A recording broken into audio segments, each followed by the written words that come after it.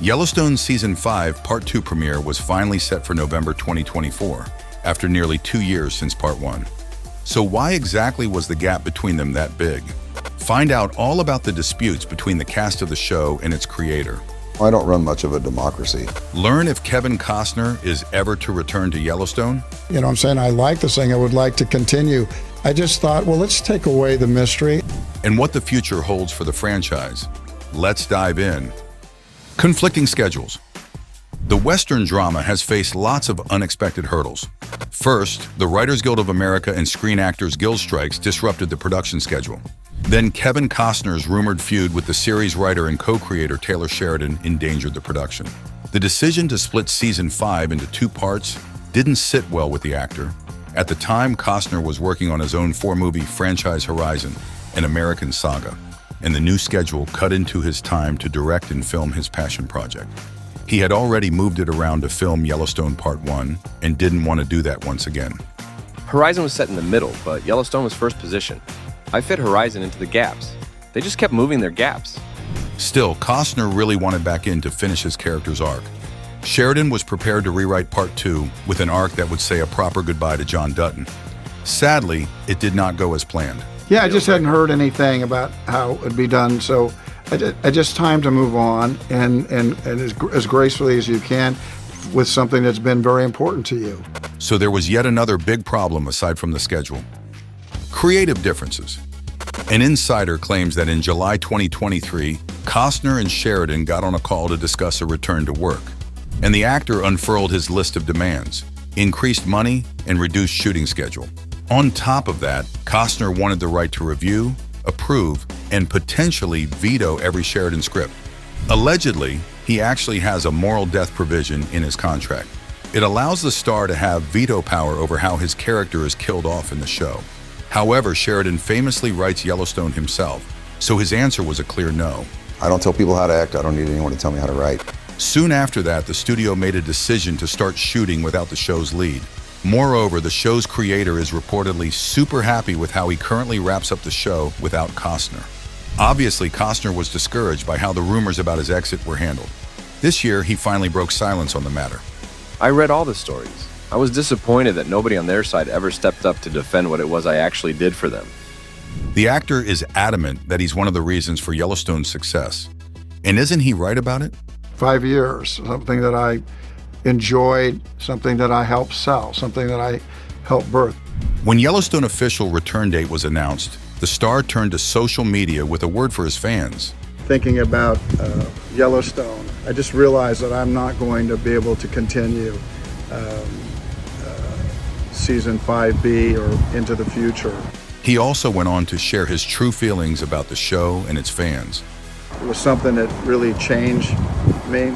I loved it, and I know you loved it. But Costner isn't the only cast member who brushed shoulders with Taylor Sheridan. Pay disputes.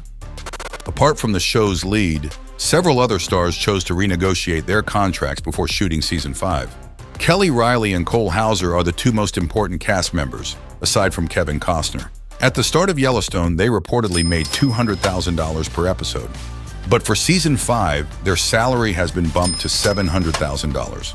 Moreover, Beth and Rip might appear in the new Yellowstone spinoff. If that happens, Reilly and Hauser are hoping to get $1.2 million per episode. But even with such a raise, they'd still earn less than the show's main star. After Yellowstone became a massive hit, Kevin Costner's salary was bumped up to $1.3 million per episode. And for Seasons 5, 6, and 7, he agreed to a $12 million salary for each season. However, while in court amidst his ongoing divorce, Costner shared there was a long, hard-fought negotiation with the studio. They offered me less money than previous seasons. We came up with a number and they walked away. The actor even considers going to court over his salary for the second part of Season 5. Well, it won't be the first lawsuit for Taylor Sheridan, as he already went after Cole Hauser once, although it's about something entirely separate from the TV series. The logo issue. Last November, the Yellowstone mastermind filed a complaint against Cole's coffee brand, Free Reign. It's about taking risk, you know? It's about enjoying your time and a little bit of coffee. The lawsuit claimed that their logo looked almost identical to the brand mark of Sheridan's company, Bosque Ranch. They launched their own coffee line several months prior to Hauser. That's why they accused Free Rein of trademark infringement and false advertising. Fans started to worry that would affect Rip Wheeler's fate, who was an essential part of the Yellowstone saga.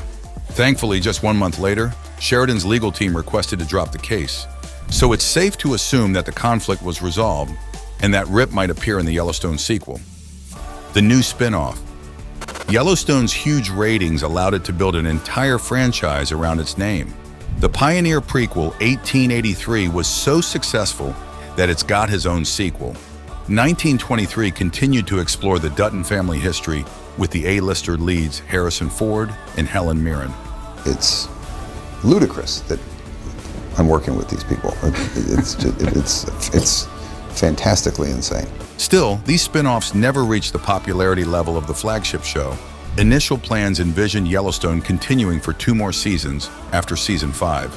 However, the studio announced that plans for season 6 have already been scrapped in favor of a sequel series. And although the show has lost its star, Costner's exit doesn't mean the end of the Yellowstone saga. On the contrary, the studio is in talks of launching a new show set in the same world. It is currently titled 2024 and will follow similar themes about the raw world clashing up against the modern world. With no confirmed release date yet, fans are speculating about the plot, cast, and potential connections to the original series. Taylor Sheridan is rumored to be reluctant to incorporate the original cast in a spinoff, but that would be an excellent way to ease audiences into the new show. So it's quite possible that Rip and Beth will return. This is where she gets her revenge. Cole Hauser revealed that the showrunner has some ideas for himself, Kelly Reilly, and some of the other cast.